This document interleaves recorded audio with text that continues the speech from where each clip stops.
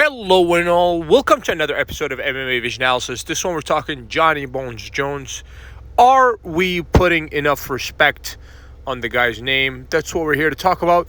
Before you get started, make sure to like, subscribe, click that notification to get all of this that is new from this channel, your channel, the one and only MMA Vision Analysis.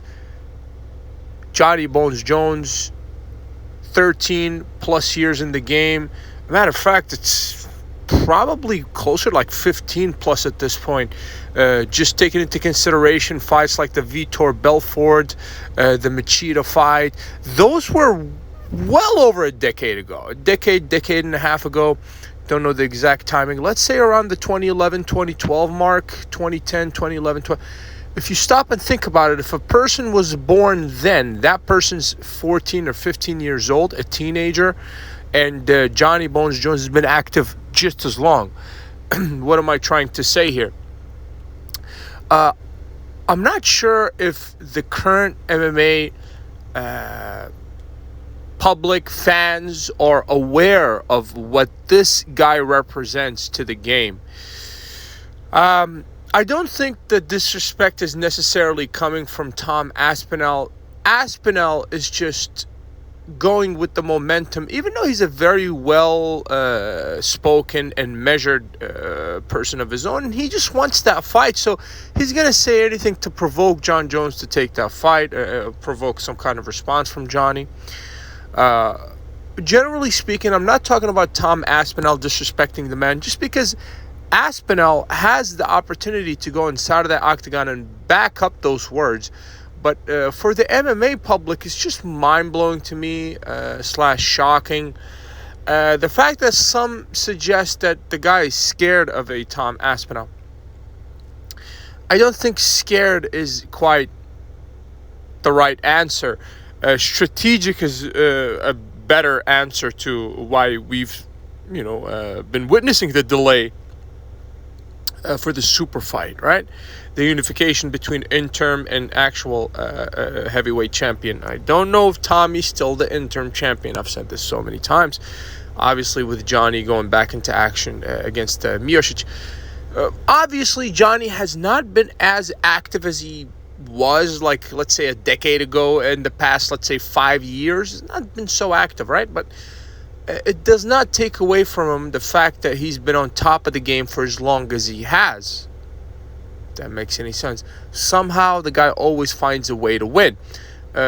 Some suggest that he's scared of a Tom Aspinall. I don't think that's the case.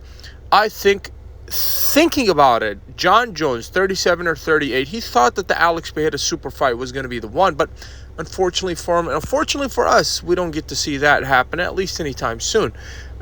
Just because of Alex Pereira's last result, UFC 313 against the Magomed Ankalaev. Took a lot of steam out of Alex Pereira. I do digress a bit. But Johnny, you're already the heavyweight champion. I don't think, looking back in retrospect, we're going to say he didn't fight a Tom Aspinall. If he decides to retire today, which he has to make a decision, either fight the guy end of 2025 between that August to December range, or simply retire. If you're Tom Aspinall, just relax and kind of wait for what the champion wants to do. Don't take any other fights if you're Tom Aspinall.